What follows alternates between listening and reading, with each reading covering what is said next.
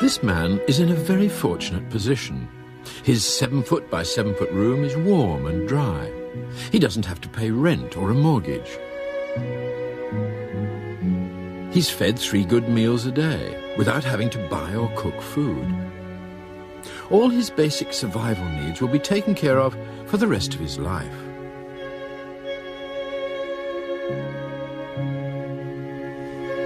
But this man is a prisoner, and prison is one of the worst punishments society can bestow. Why?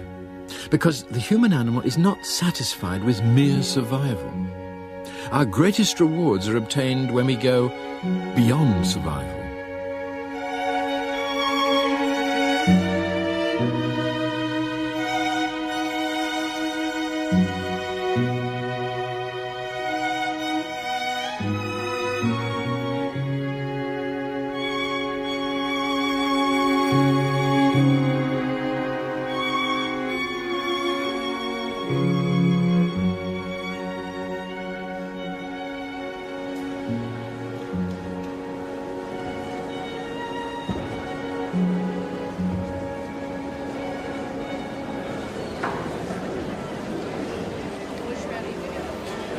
I've sometimes been accused of making man beastly because, as a zoologist, I've concentrated on those aspects of human behavior that we share with other animals, such as feeding, fighting, or reproducing. Now, I've done this because I felt we've all too often ignored our biology and only stressed our great achievements, the things that separate us from other species. But of course, these special qualities can't be ignored. And in this final program, I want to take a closer look at our finer moments and see if we can trace their biological roots.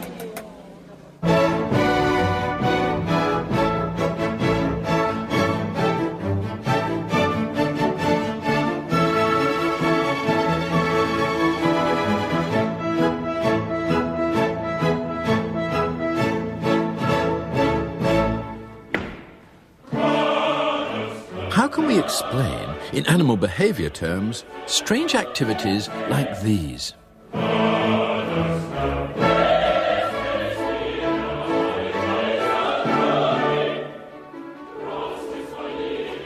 These performances, whether purely musical or, as in this case, deeply religious, are quite different from the ceremonies and rituals of the rest of the animal world. They're not territorial displays, threat displays, or courtship displays. So what are they?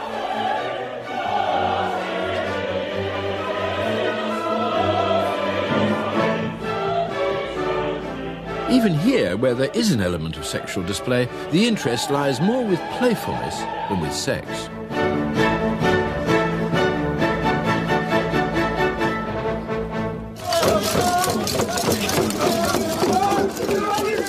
These strange human activities are found in every corner of the globe, wherever human beings have time to spare from their daily chores.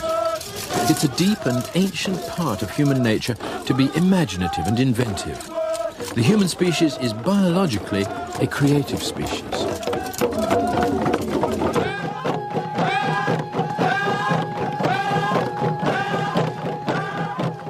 Probably the oldest and most widespread way in which humans display their creativity is by decorating themselves. Nowhere is this more evident than among the tribespeople of Papua New Guinea. Using materials as varied as bird feathers, mud, correction fluid and sump oil, they create the most stunning display of body adornment found anywhere in the world. They themselves speak of the best displays as being glinting, shining or flaming. In other words, the opposite of dull and tepid. Their aim is for maximum uninhibited visual impact.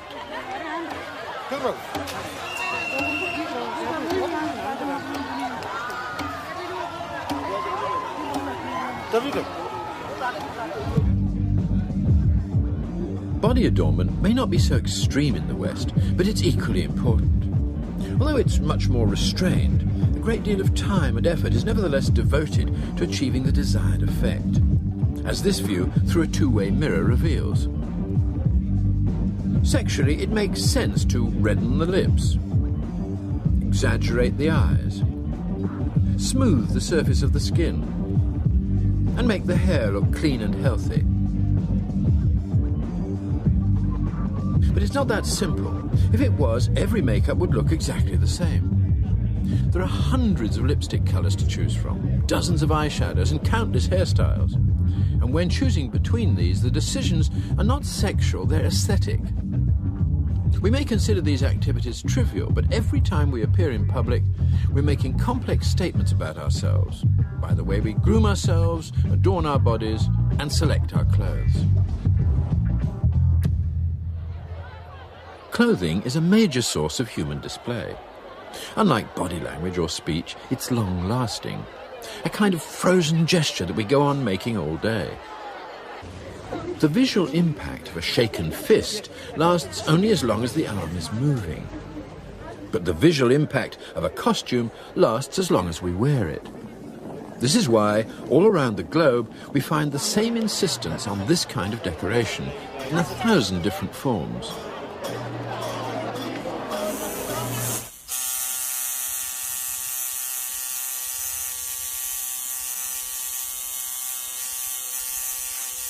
For certain individuals, an even more permanent form of body decoration is preferred. The possession of tattooed skin demonstrates a willingness to subject oneself to prolonged pain in order to display a particularly elaborate form of body decoration. The discomfort of having this form of adornment applied is compensated for by the fact that it never has to be reapplied. It's there for life.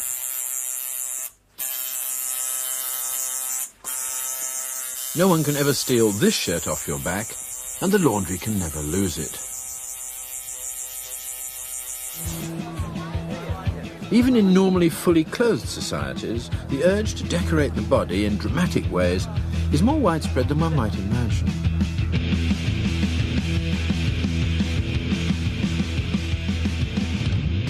Because it displays the courage to suffer voluntary pain, and because for some it demonstrates intense, unchanging loyalty to the group, body mutilation has managed to survive even in modern Western societies. Beyond tattooing, there's actual body piercing. The most common form is ear piercing for earrings, although this has recently been joined by the more exotic nose piercing and even nipple piercing.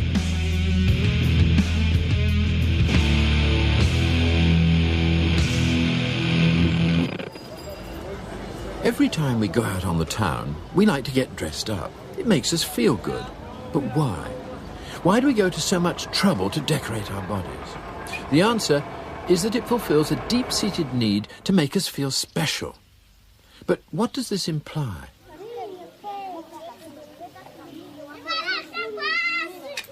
Here in Africa, the Ndebele people are renowned for their elaborately patterned homes.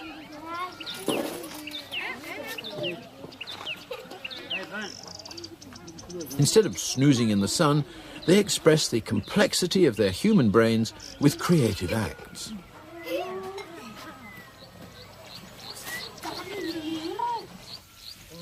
They spend hours painting and repainting their houses with meticulously executed abstract designs.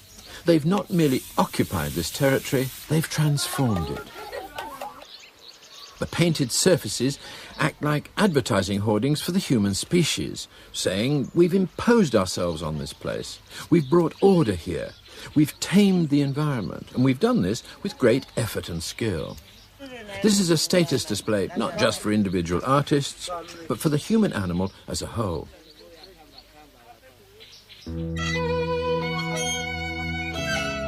Occasionally, even in the modern city, there's a small rebellion against the dead hand of the city planners, and creativity forces its way back onto bleak urban surfaces.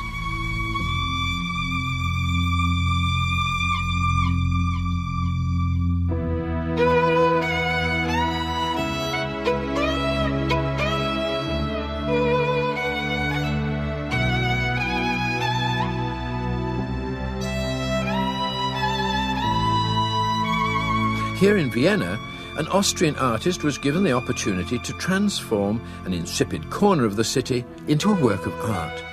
On the Hunterwasser house, each window differs from its neighbours. There are irregular lines everywhere, defying tradition.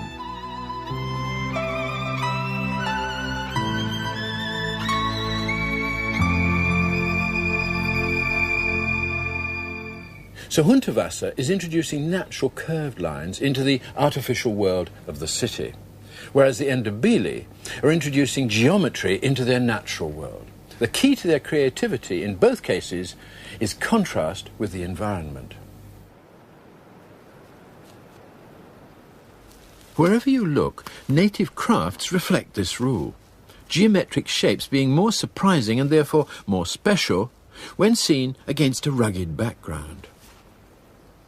In the same way, this gentle landscape with its soft natural lines, hanging on the wall of an austere, geometrically designed city boardroom, is made special by its deliberate irrelevance.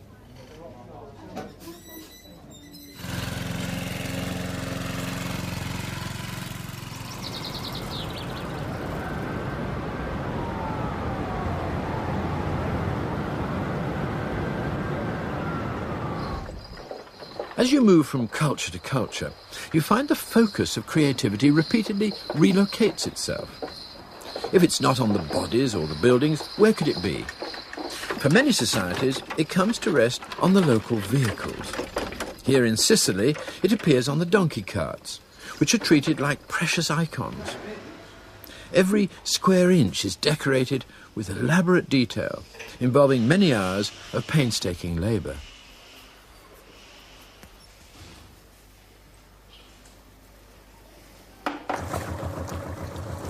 On small islands with long fishing traditions, it's the fishing boats that become the local works of art.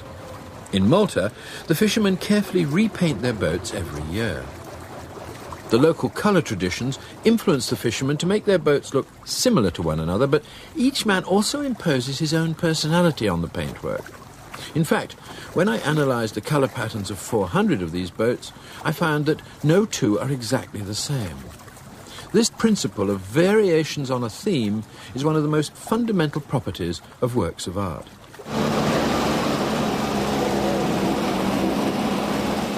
Sometimes varying a theme becomes an obsession.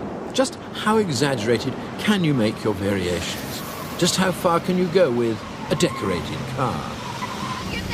These amazing vehicles are the ultimate expression of the urge to make the ordinary and commonplace into something extraordinary and special.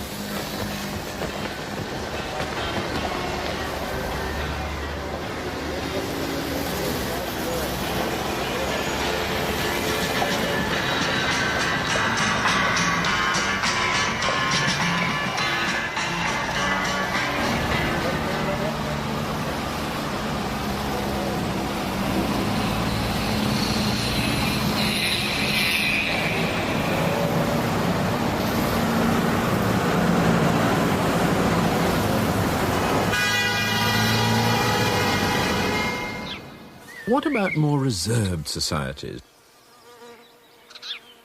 Well, here in Britain, a vivid form of visual art does still exist, but it's found a new location. It's shifted to the gardens. Keen gardeners may not think of themselves as serious artists, but that's precisely what they are. The skillful design of their flower beds having as their main function aesthetic display.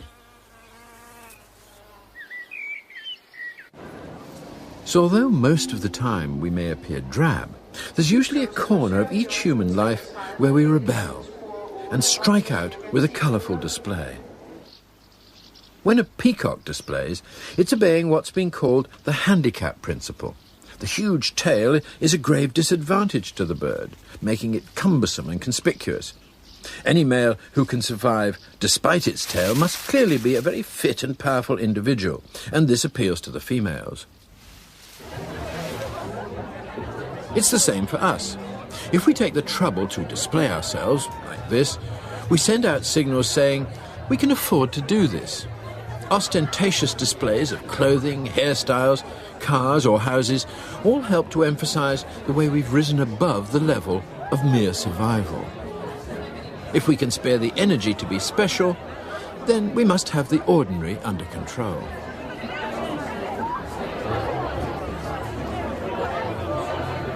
Well, you may think this doesn't apply to me. I like to keep life simple. I'm not interested in all this arty, fashionable nonsense. Well, I doubt it. Somewhere in every life, aesthetic decisions are being made. Even the most uncolourful male, for example, occasionally has to face the problem of choosing a new tie. Our hidden camera watched this man trying to select one. Now, the modern tie is an article of clothing that has no practical function whatever. The difference between one tie and another is purely aesthetic. He may not have designed the ties himself, but he still has to choose one. And in that act of choosing, just for a moment, he becomes an artist.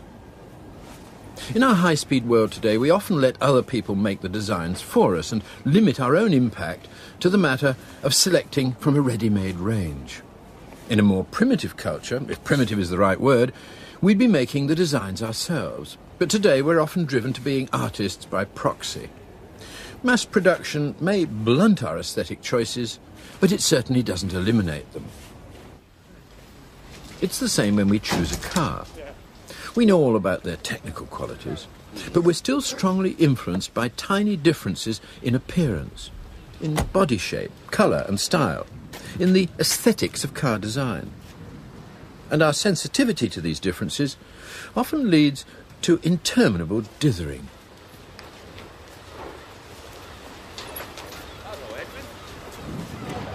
Again, when we spend ages studying a menu, what we're really doing is making aesthetic decisions about aroma, taste and texture.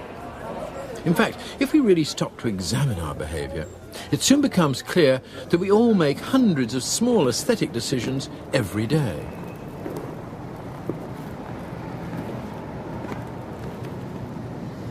And the faces of people as they make these decisions show intense concentration. It would seem that we've all inherited a deep-seated urge to look for more in the world around us than just simple practical things. This compulsion is so universal, it must surely be part of our basic biology. And if it's so strong, it's reasonable to suppose that it's also very ancient. But just how ancient? Long before human beings walked the earth, there existed a small ape-man species, Australopithecus. Often referred to as the missing link between ourselves and other primates, they lived here. This cave in the Transvaal in southern Africa was home to these pre-humans a very long time ago. And it was here that a remarkable discovery was made. Inside the cave was found the oldest art object in the world. It's called the Makapan Pebble, and it's made of a stone that is only found 3 miles north of here. So the ape men had to carry it all that distance back here to their home in the cave. So for them it was obviously a treasured possession. Now this is it. And at first sight it's not very impressive. But to see why they were excited by it, I only have to turn it around and then a face appears. And what's really remarkable is that this wasn't happening a few hundred years ago or a few thousand years ago, but 3 million years ago. Moving north to the Middle East, to the much-disputed Golan Heights, a startling discovery was made only a few months ago that has rewritten the history of art. For here was found the world's oldest man-made art object. The Makapan Pebble was a found art object, but the 300,000-year-old Golan Venus has clearly been shaped by human hand. A flint tool has been used to make an incised neck and arms. Although crudely fashioned, this tiny female figurine is 250,000 years older than its nearest rival.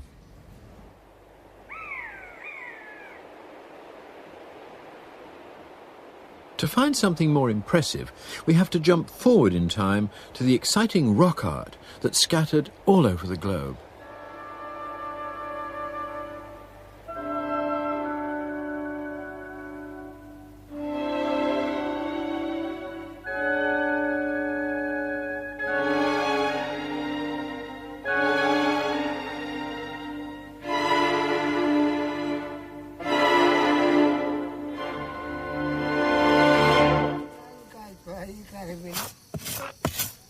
For nearly 50,000 years, native Australians have been creating symbolic images on the rocks. Each season they had to be repainted to renew their spirit powers, and so that the artists could share in that power. It was thought that this practice had died out, but the tradition still manages to survive, although it's not been filmed for many years. So, as far as we can tell, the phenomenon that we today call art has always been part of human existence, as universal as eating, sleeping or talking. Even our ancient ancestors, who lived the most primitive lives by our standards, spent valuable time creating magnificent pictures. The fact is that creativity has always been an essential part of our makeup. But where did this ancient artistic impulse in human beings spring from originally? Are we the only animal species with creative urges? This strange sculpture is built not by a human artist, but by a bird, the Vogelkop gardener bird. During the breeding season, the male clears an area of forest floor and constructs a remarkable woven hut from sticks and grasses. Below the hut, he makes his garden, laying down a lawn of moss, on which are placed hundreds of carefully collected objects, such as seed shells, bulbs, fruits or flowers. These are grouped together in discrete, segregated clusters, according to shape and colour. This display may attract a female, but is it creative? Well, he certainly creates a contrast between the neatness of his garden and the wild tangle of the forest. But he never attempts to experiment or develop the theme of his display. His work may be extraordinary, but it lacks the curiosity and inventiveness of human art. To trace the biological origins of human art, it's necessary to turn to our nearest living relatives, the apes. It was back in the 1950s that I began to study the picture-making abilities of a young chimpanzee called Congo. When offered painting materials, he filled the space available to him, but did not go beyond that space. His favourite pattern was a radiating fan shape. Once he'd invented this, he started to vary it. He was demonstrating that most essential element of all art, thematic variation. Okay.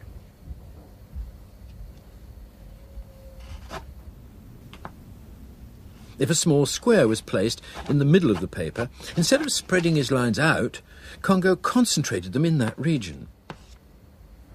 And this wasn't a one-off accident. It happened time and time again. Even more remarkable, if the central square was placed over to one side, Congo balanced it with heavier markings on the opposite side of the paper. And if a square was placed at the top of the paper, it was balanced with markings at the bottom. So the chimpanzee has the beginnings of an aesthetic sense, and it's easy to see from this the primate origins of the art that we observe unfolding in our own human children. All over the world, regardless of their background, all children enjoy making the same kinds of scribbles. At this stage, there are few differences between the art of chimp and child. The scribbles are visually controlled, but they're completely abstract. But then order is brought to this chaos. A clean circle is distilled from the jumble of squiggles. It's crisscrossed in various ways, and eventually grows a ring of small radiating lines. Now something magical happens. A face emerges. There's a sudden flash of recognition, something like the moment when our ape-man ancestors first saw that face on the Makapan pebble. Faces quickly become people. They develop arms, legs and bodies, and more details are added. A huge threshold has been passed, one that no chimpanzee has yet managed. Pictorial representation has been achieved. A whole new world of experimentation opens up. Human creativity is unleashed. It's amazing that even at this stage, the images are still universal. Cultural differences and local traditions have yet to make their impact. The figures being created come from inside the child's imagination, with hardly any outside influences. It's as though our whole species is programmed to pass through this stage of unfolding imagery, just as we're all programmed to start developing speech at about the same time. It's tempting to say that the urge to do these things is part of our ancient biology, rather than our recent culture. The sequence is always the same. Early lines and scribbles become looping circles, and gradually these circles are refined and distilled into just one. Then the circle is marked. It's crossed with lines until they're sprouting out like the rays of the sun. Small circles and lines are added inside the big circle and become organised into features. The face then grows arms, legs and a body, and the human figure is born. As the young artists grow older, they divert their energies to creating more and more lifelike drawings. They no longer have the thrill of using their imaginations or of playfully taking a line for a walk. In contrast with their earlier efforts, when painting was its own reward, when it was a voyage of visual discovery, they're now burdened with an arduous new task, that of copying an object from real life. Art no longer invents, it imitates. As young adults, we're trained to make our copies of nature more and more accurate. And we're only rewarded if we can succeed with this new skill. Most people give up art altogether at this stage because the childlike joy has gone out of it. Art's become the slave of historical record.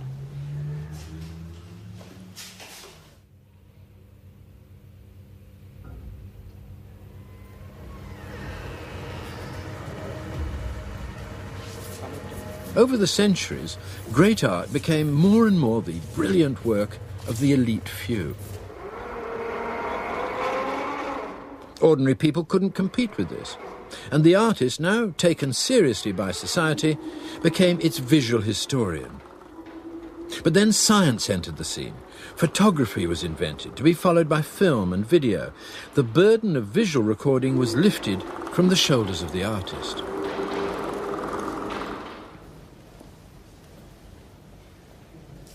As a result, 20th century art has gradually thrown off its representational chains and little by little has returned to the joyous visual explorations of the small child. But it's done this with an adult maturity and sophistication. In place of skillful but slavish copying, there's once again unhindered creativity. For some, steeped in earlier traditions, this has been a bewildering change of direction. But it's merely art returning to its imaginative, playful roots. And sometimes this playfulness takes an unexpected turn. Thanks, guys. Thanks, you too. Appreciate it. I know it's hard work. Great. Checks in the mail. Right into the side room. Looks good. And thank you, people. Yeah, appreciate it. Almost all mammals are playful when they're young, but their playfulness fades as they grow older. If they're well fed, adult lions, for example, never play. Instead, they sleep for 16 hours every day. This is a key difference from humans. Human children are just as playful as lion cubs, but their playfulness does not fade. It survives into adulthood.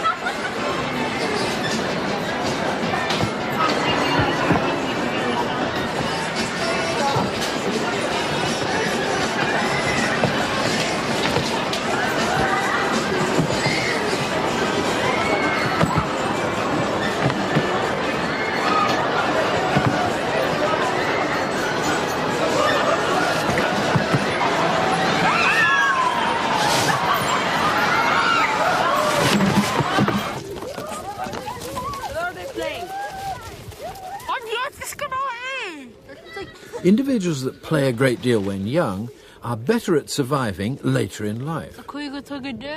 It's intriguing that so much of childhood play takes the form of prey-predator behaviour, as though we feel the need to act out our ancient past. Ready or not, here I come! Early playfulness, although not a specific training course, gives children a greater understanding of their personal abilities and the properties of their environment.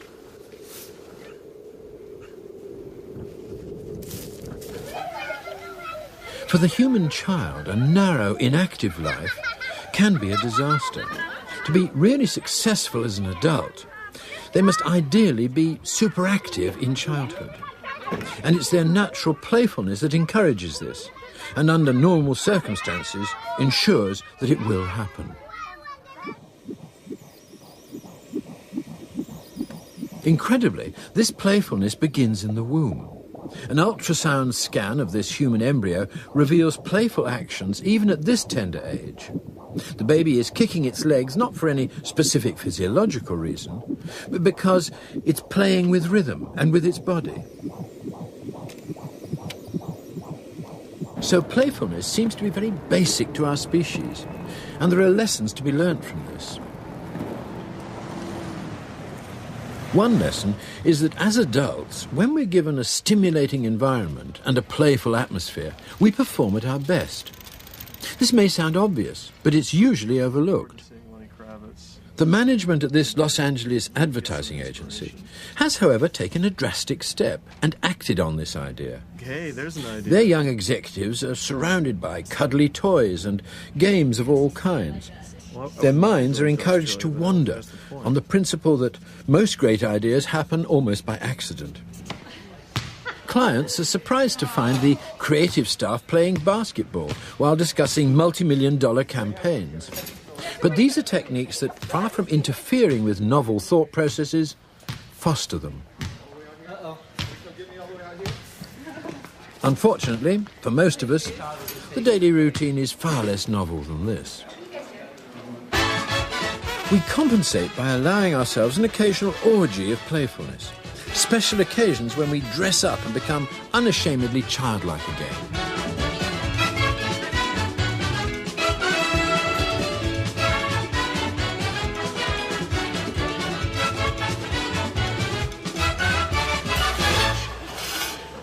In almost every corner of the globe, it's possible to find elaborate, time-consuming events that have little meaning other than to allow for an outburst of intense playfulness. The Finnish town of Rovaniemi enjoys an annual snow carving contest. These ice sculptures take days to create, and then, after they've been completed and enjoyed, they're simply allowed to melt away. Each environment dictates its own brand of adult playfulness. On a Dutch beach, the world's largest sandcastle, towering to a height of 70 feet, has been painstakingly constructed out of nothing more than sand and water. Here, adults have cheerfully stolen a typical children's seaside game, and by expending a great deal of effort and skill, have converted it into a kind of folk art.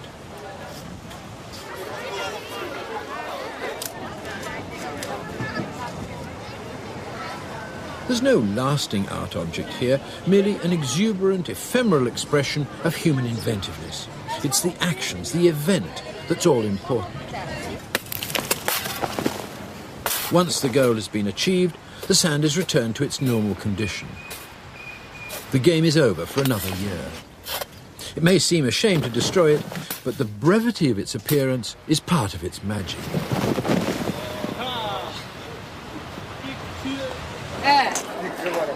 All over the world, adults refuse to leave game playing to the children.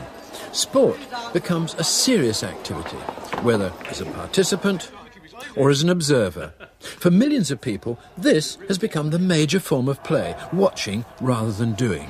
This is playing by proxy. Come on! Albertini to his right. Oh, yes! Oh, he's hit the post. Hit the side. So that's in. Oh, no! It's got me in the side. Yes! Yeah. Not laughing now, are you? Much of human playfulness is testing out potential, gaining experience in as many ways as possible. In other words, being prepared. This is important because we human beings are non-specialists. We're opportunists who have to take any small advantage that's going, and must therefore make ourselves well aware of both our environment and our own abilities. We survive not by having one big trick, but by having lots of small tricks. For example, many other species are specialist feeders, relying on a single source of food. But during our evolution, we never knew where our next meal was coming from.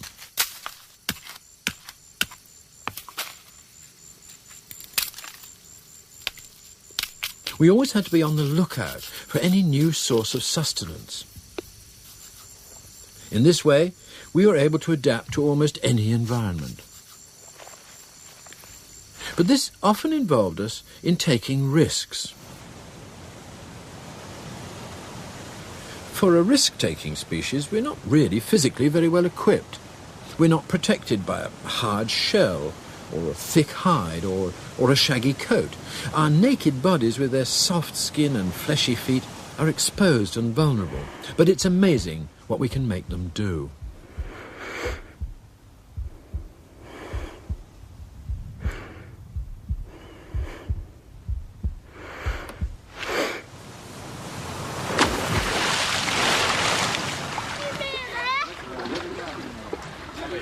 This little girl's dilemma sums up the human condition.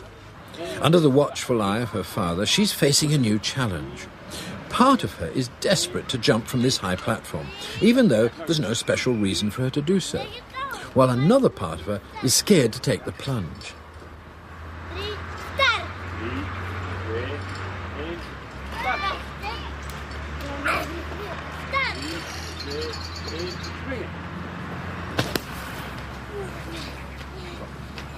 This conflict is present in all of us throughout our lives. When to jump and when to play it safe. For these older children, the risks on this raft ride were a little too tame, so they deliberately create additional problems. The human animal always likes to raise the stakes just a little bit and push the limits just a little further.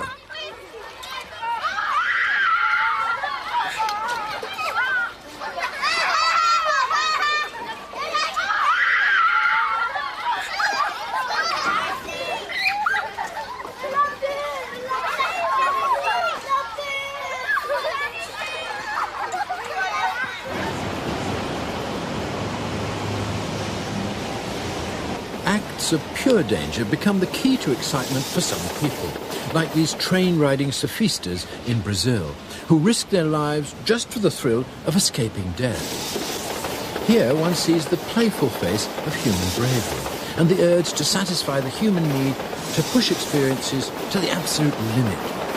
And you can't go much further than dodging high-voltage electric cables on top of a speeding train.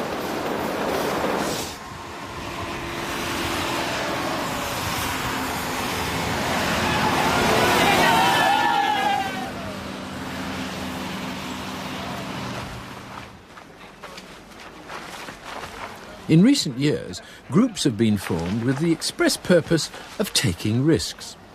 The members of these strange clubs spend a great deal of time and money trying to devise new ways of risking their lives.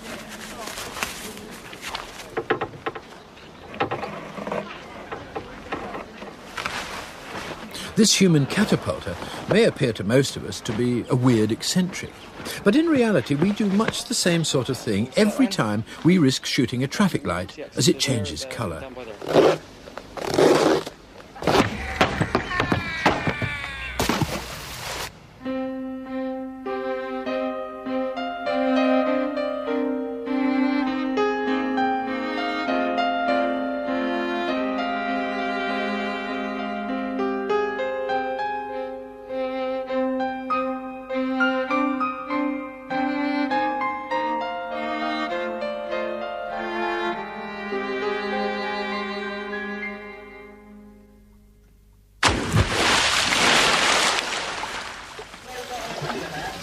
For those who fear taking physical risks, there are always alternatives available.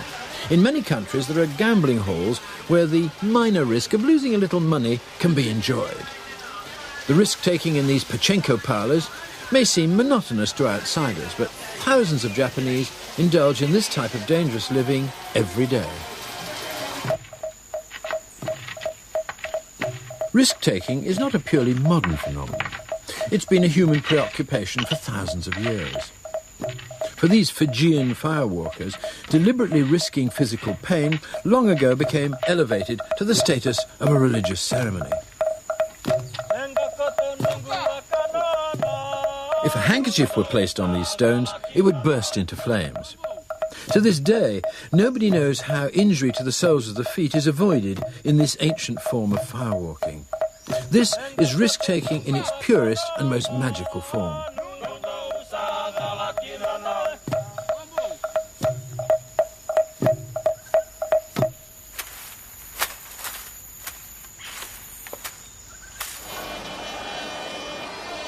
The human species has always enjoyed playing with fire, but never perhaps quite so literally as this. Surely the strangest game of football in the world.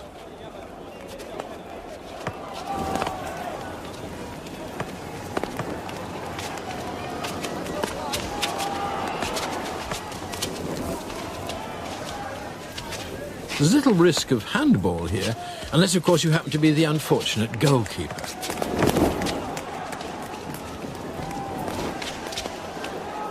The game continues until at last the referee blows up for full time.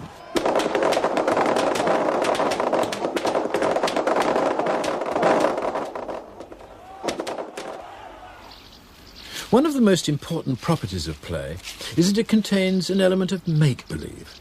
When a kitten pounces on a leaf, that leaf symbolises a mouse, and the young cat accepts the leaf as a victim of a hunt, and treats it as one, even though it's obvious that it's not.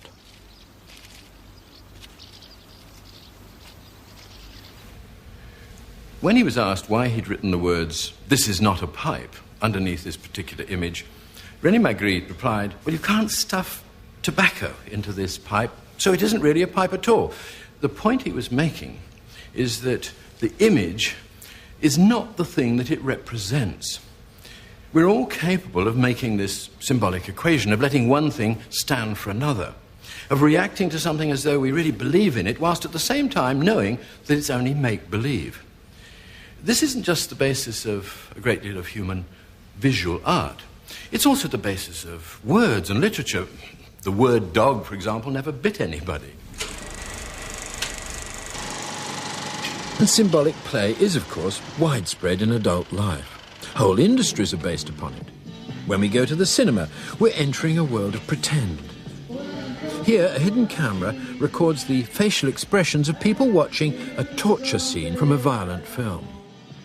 They know that what they're seeing is being performed by actors, but they clearly experience acute reactions to what they're witnessing as if it were real.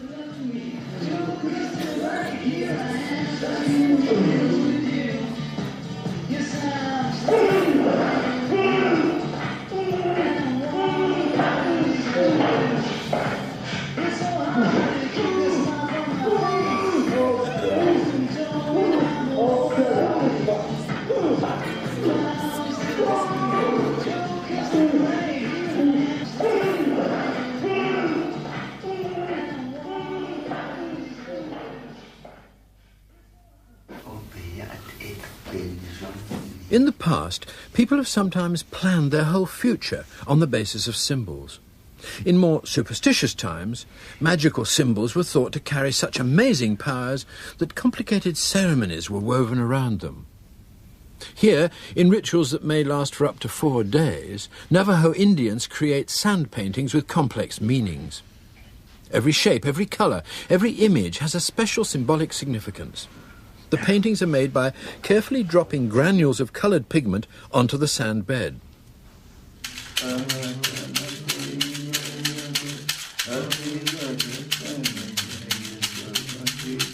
Once they've been completed, the individual who is the focus of the ritual sits in the centre of the painting. With songs and chants, the magical images soak up her troubles and spirit them away. It's tempting to say, but these are only sand pictures. How can anyone imagine that they have real influence? But then, how can anyone imagine that an actor in a film is really being tortured? Once we enter the world of symbolic thinking, we become suggestible to an amazing degree. Whole mythologies have been constructed on the foundation of just a few symbolic equations. Whether they're true or false is hardly relevant. Their importance is in the way they transport us onto new planes of experience and release us into the heady world of brain games and mind play. As soon as our basic needs are satisfied, as soon as we've gone beyond survival, we're off and running. The naked ape should really be rechristened the creative ape. At our best, we remain all our lives childlike adults, ready at the slightest excuse to indulge in mature play. To many people, our greatest achievements are to be found in the realms of such pursuits as technology, medicine, politics and economics. But to me, these are merely means to one of two ends, either better human survival or better adult play. If ever we give this up and all become depressingly earnest, pious adults, we'll have betrayed our great biological heritage as the most exuberant, most mischievously imaginative animal on this planet. Above all else, the lesson to be learned from the biological study of human beings is that we are part of nature. We're not above it, we're an integral part of it. The human animal, in many respects, as we've seen repeatedly in this series, is very much like other animals. But in a few important respects, we're very, very different. And it's these differences that have made us the dominant animal on the planet.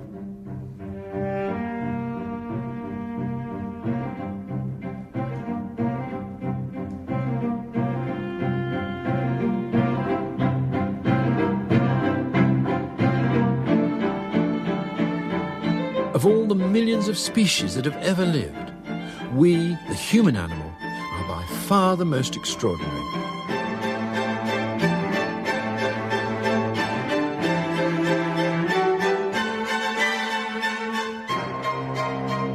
We're the magic combination, the threshold leaper, the risk taker, the venerable child for all occasions.